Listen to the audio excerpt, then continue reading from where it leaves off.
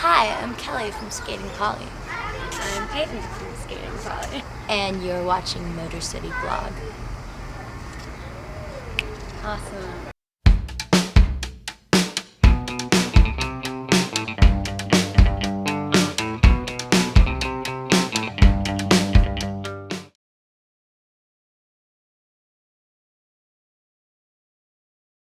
I got a call from Lori Barbero.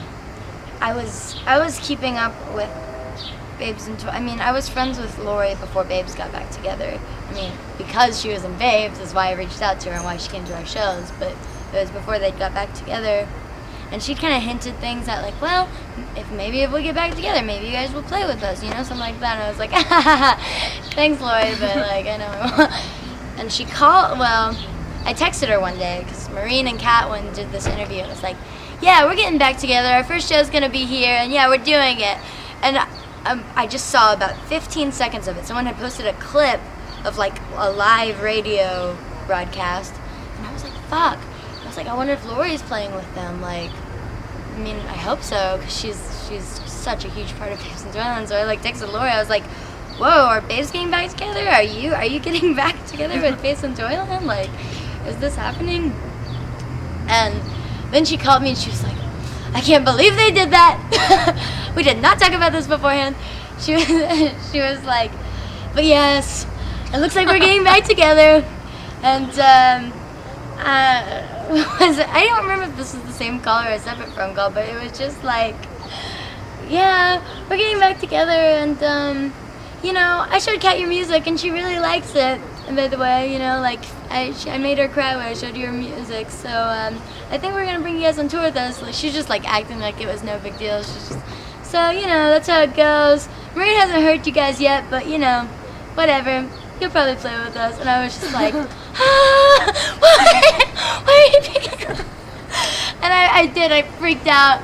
I was like crying, jumping, so excited. I was like, Lori, I can't. I hope you're being serious right now, but even if you're not, like, that just means so much to me that you would show Kat our music, and that, like, that you like us so much that you'd want to take us on tour, and blah, blah, blah, blah, blah.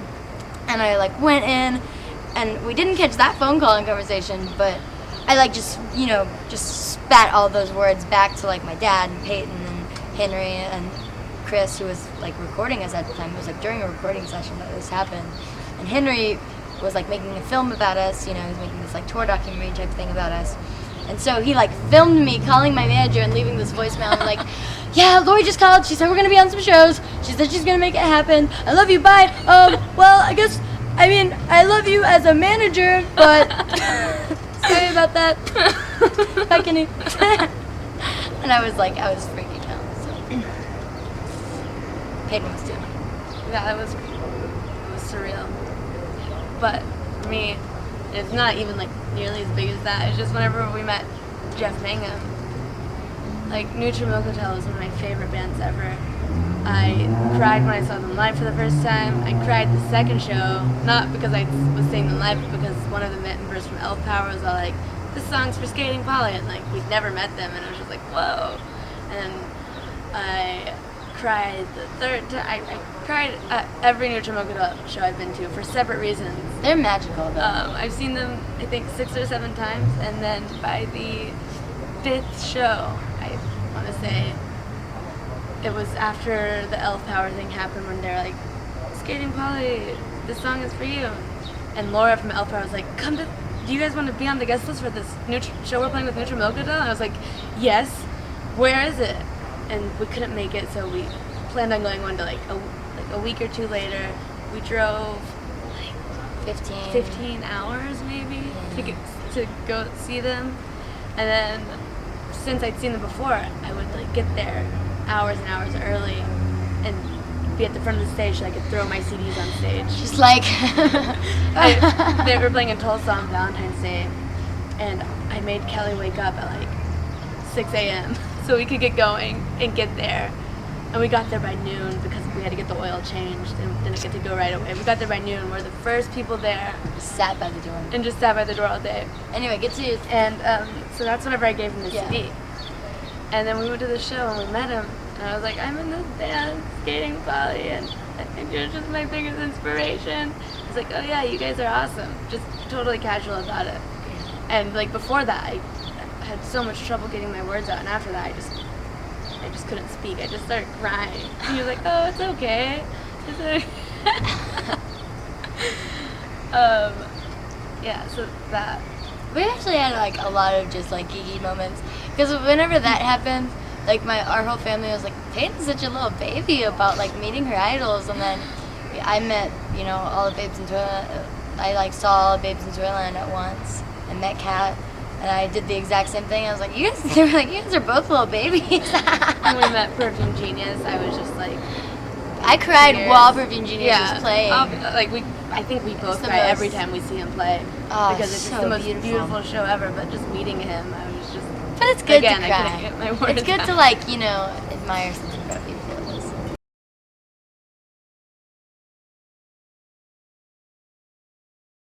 I was so scared to meet him. I was just like, he's were known both. for being mean to people sometimes. And what if he yells Just at the me and then biggest hates my punk. music? Yeah. I mean, it was. But he was so sweet. We were with Kat and stuff, and we were both like, we saw him walk out of his tour van, and we were like, we were just backstage in that same area. I was like, I mean, is it cool to like introduce ourselves? Like, what if he hates us? And so like, actually, Kat asked if we could take a photo with him, and he was like, oh sure, love. And he took a photo with us. Lori freaked out at that time. That was kind of great because like I had freaked out on Lori before, and I got to watch Lori freak out on her biggest idol, John Leinert, and she was just like, he's my favorite. Him and David Bowie and Freddie Mercury, I think was who she said. She was just like, he's my favorite. She kept saying that, and we were like, Lori, are you like okay? Those eyes. It was so great. I mean, I am still just so like, I That was never really cool. thought I would get to meet him, let alone see him play live. Yeah, he was so And it was just great. we only stayed for a few shows because we had to get going because we were moving to Washington from Oklahoma, and we we were only got to catch a currently couple in songs. New Orleans. But PIL, man, that God. made me like. He's just like so captivating on stage. Still, I love that. I love that there are people. I mean, there are like, I feel like older musicians have this bad rap, and honestly, like I feel like older musicians have a harder time than fucking like teenagers. You know, I mean, like that's one of those things that annoys me about like teen bands like bitching about stuff, because it's like, I mean, at least you're not like a legend who's proved themselves, sold 1 million copies, and is getting shit. No, like People have told us before that like, oh, you need to like get hip with the new young bands, and like not like told us to not be friends and with the older bands, and they haven't said like, oh well, these bands suck, but just like, you just need to be more like, you just need to get to know these young bands more. Just like, well, I'm just like totally happy with Johnny Rotten. yeah, so we know like and Exene Cervenka. I'm more in love with some of this, older stuff. I mean, they just had this great way, and they're still so amazing.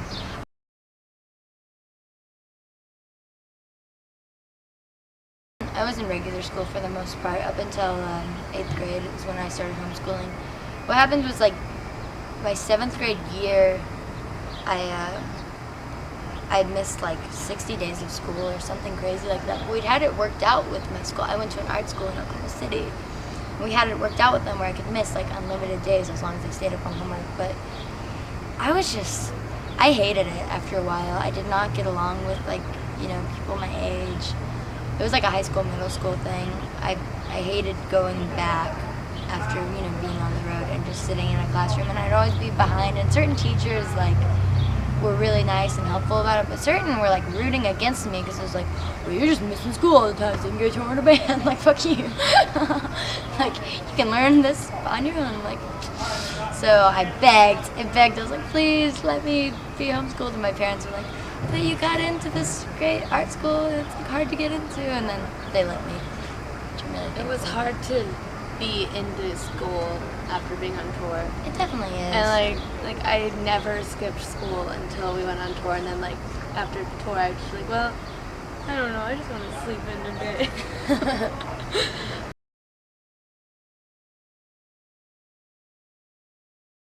It's whenever we have a touring band with us. I think that's the best part, is whenever you have your friends with you. And even if you don't have like a touring band with you, like in the UK we had Cliff Skurlock with us, and he produces us albums, so he's the drummer of the Flaming Lips, and he plays with Grease and Gweno and H. Huckland. He's a cool dude. Anyway, he came on the UK tour with us. He pretty much was like the tour manager. He was like, I'm gonna be tour manager for this trip. And he'd play drums with us every night, and it just makes it so much more fun. I mean, me and Peyton and my dad, like, we love touring by ourselves too, but I mean, whenever you have another band, it's just like you have someone to get really close to, because you're going through hard work together and really fun hard work at the same time. So it makes this like awesome bonding experience, and you never want that to end. It's great getting to like stay in the same motels as them, hang out.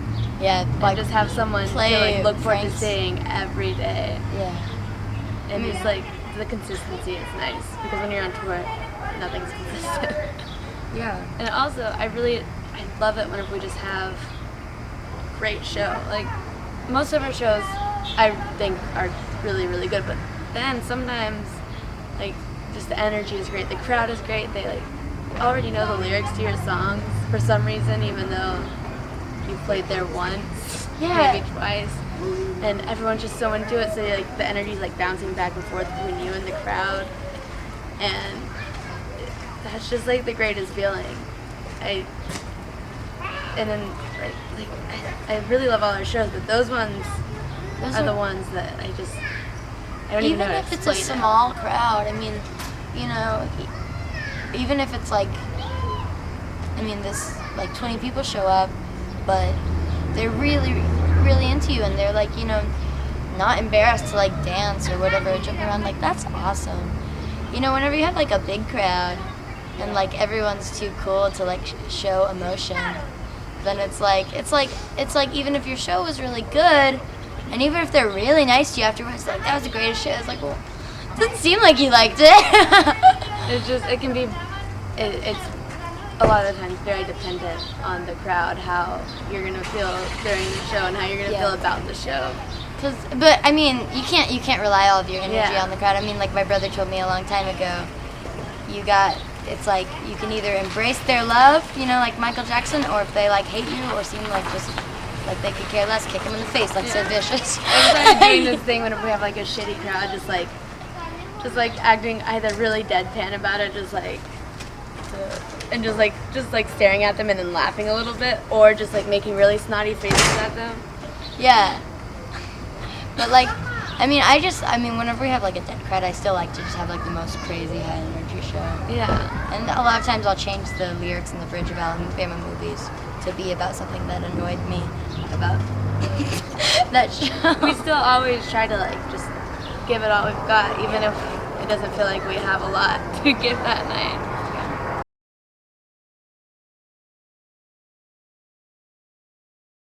Honestly, I mean, this last tour overseas, I mean, people were just so excited about us. I mean, We'll get into it more overseas. it seemed like they did in the UK, and I don't know if that was just because it was all these fans that we'd gotten from Babes, you know, and if like just, you know, Babes and Toyland fans really like Skating Holly, or if they think, I think also there's like this, when you go over there, it's like they think you're kind of a big deal because you're from America.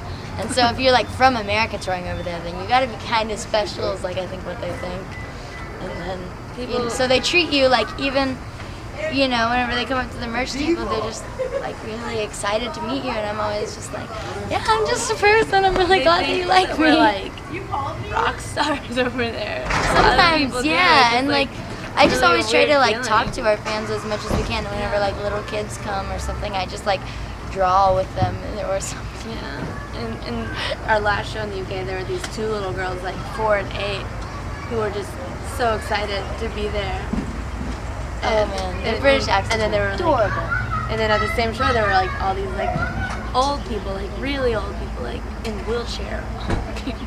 Yeah, like 80s. Who were also just really excited to be there, and just a really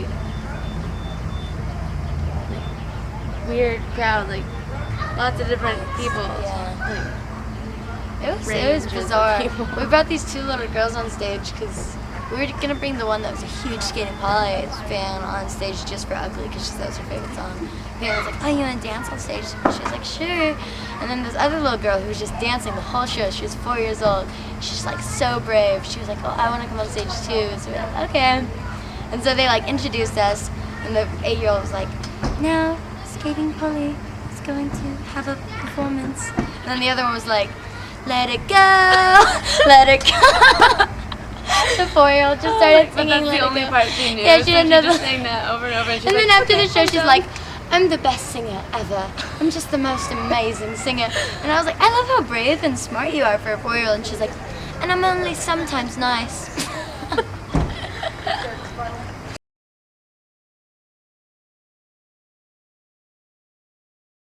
Our space downstairs in Washington is awesome. We just have this, I mean, it's like our bedroom and then our practice space, and we just have the basement. And so it's like we paint down there, we draw, we read, we write songs, and we've just been like most of our days down in our basement. And that's the thing, like, we're so busy now, we don't go out much. But when we do go out, we're always just meeting really cool people and really friendly people, and everyone's, you know, there's just more cool shit going on down It's there. a There's more of an nicer art place. scene. There's, It's a happier place. It feels like, even though like everyone's like Pacific Northwest, everyone's so sad up there. no, It everyone's. just seems happier. to I me. mean, the group of people we've met, like we met Jack and Dino, because he's in a band with our booking agent, his husband, and one of our friends, Sheridan. And so like they're in this really cool band. So we know him, and then we know like maybe like have our booking agent. We have this band Peg that we're gonna go on tour with from the West Coast, and then that's like it. We're just like this small group of people, but they're just all so nice, and it's like we don't. I mean, I miss people, but I really love the weather up there, and I really love being in like a being near where stuff is happening and being where progressive people are doing progressive things. But we have been gone so much since we moved up there. Yeah. So we really haven't got to experience a lot of it. Yeah. We've been to Seattle quite a few times. Mostly we know Olympia a the few times, Capitol Portland a few Hill times. area in Seattle, and then like we know areas around our house. Yeah, everyone's like, Capitol Hill sucks. Like all the like really cool people. I'm like, oh, that's cool. I like it. It's the only place that we've been to. Yeah.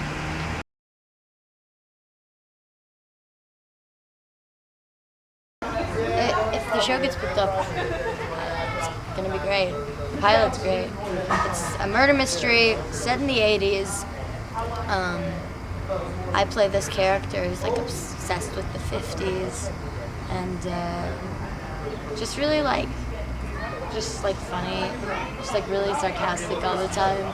I'm kind of like a tomboy in personality, but like wears really vibrant clothes and stuff. I really liked all the actors we've worked with and met. I mean, everyone's been really cool to us. I really liked the writers on that show a lot. They had great taste in music. One of the writers, Eddie O'Keefe, he actually makes music videos for his brother's band, the Orwells. I blinked on it for a second. And we've been like really like interested in the idea of him doing a video for us. But I haven't asked him yet. So now I guess that's kind of like a weird way to ask him. Sorry, Eddie.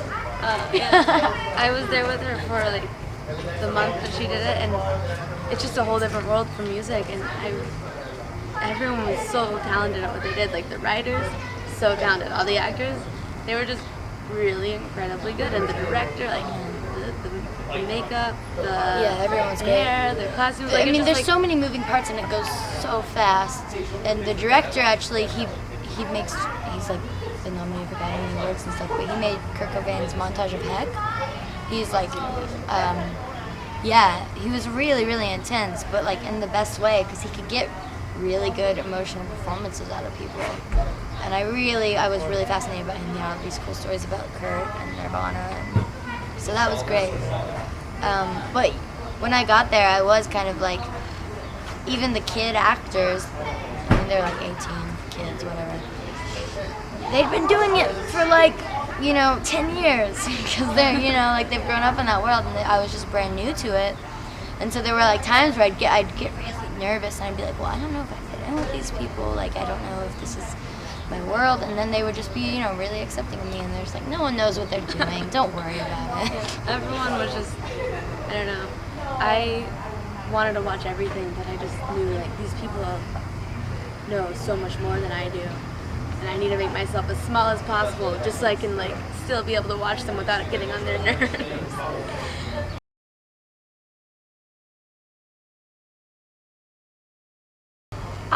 A few years ago, we toured with Kate Nash, and my booking agent actually showed Kate our music at Kate's, like, acting manager's place. She was, like, doing, like, a session type of thing, like a coaching session, I guess.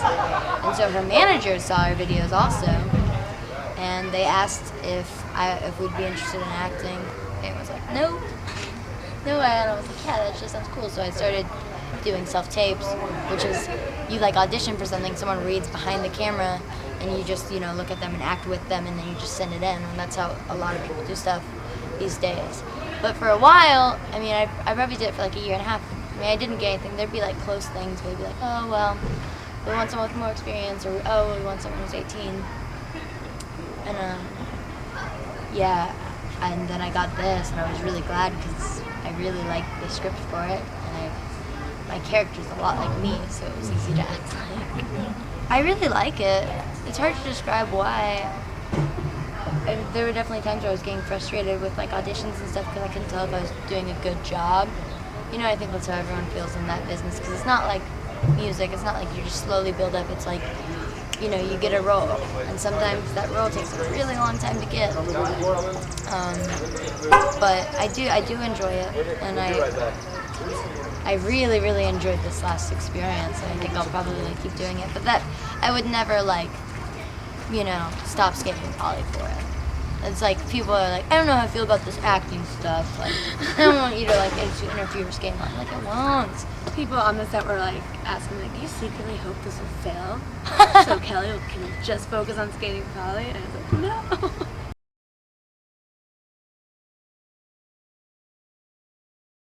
I got into it just with, like, a digital camera whenever I was, I don't know, like 11, 12, maybe 13. And I like that, but with the Polaroids and, like, film photography, I like it because there's, like, a physical thing that comes with it.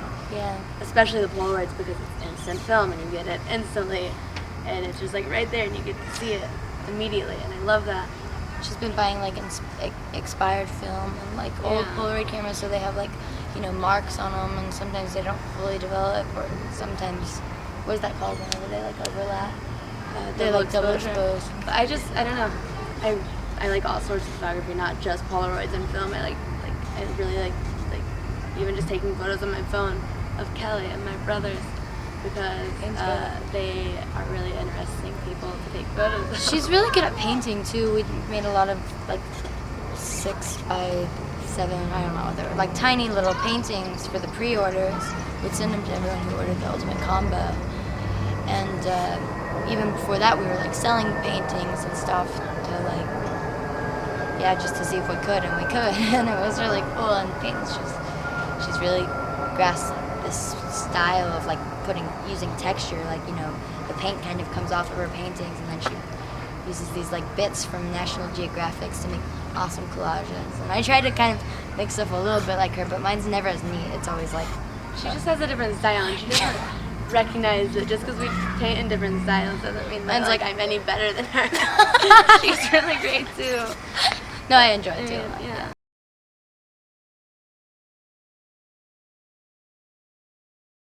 We're gonna tour Europe, like, at some point. That's really, like, one thing that we want to do. We're gonna write more songs and get that 5th album, you know. The documentary about us, I don't know when that's gonna be coming out, but our friend Henry, he's working on that, and he's taking it really seriously, and so I'm excited to see that. Yeah, just write lots and lots of songs so we can keep putting out music and make lots of music videos. Yeah. I don't know. We're gonna be touring, I mean, so much. A lot As more. much as we can around Even her if, I mean, pilot schedule. if my show gets picked up, that, I mean, people are like, I don't know, like, I just don't want you guys not to be able to tour, but like I feel like if it got picked up, then we'd be getting exposure just from the fact that like it's Kelly Mayo from On the Streetlights. You know what I mean? Like the people who watch that might like find Lines or find our band, and so I mean we might be able to even tour more. And so it's but either way we're gonna be touring a lot. We're gonna be working on new songs. We're gonna be putting out new merch. We're gonna be we have like a list of people we're interested in doing collaborations with, and so I think We're currently working with Group Assault and some stuff. Yeah, and That'll happen. we're gonna go do a session with them after our Deerhoof tour, and like record 2 songs. I think is what the plan is. I don't know. Bands like the Rolling Stones, they would work like 51 weeks out of the year, and we want to do that whenever we're not on the road. We want to be like writing songs or in the studio or making art.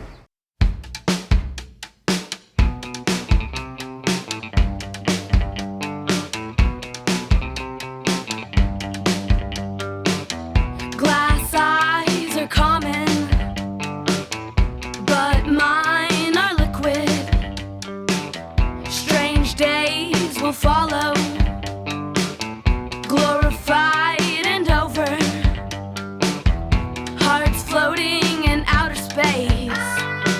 We swear we saw it like yesterday. Summer's carousels are charmed things.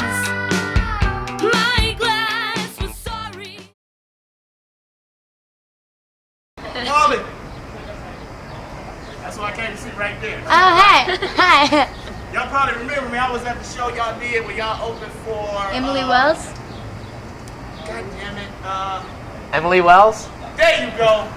You probably remember. I was probably the only black guy there. I took a picture with y'all. I got my phone right now. I was probably the only black dude there. When I see y'all finally came back, I had to come. Thank you for remembering us. For sure. Makes it all worth it, right? I felt like he sang something else. He said Polly. I'm like, oh, skating Polly. I get it.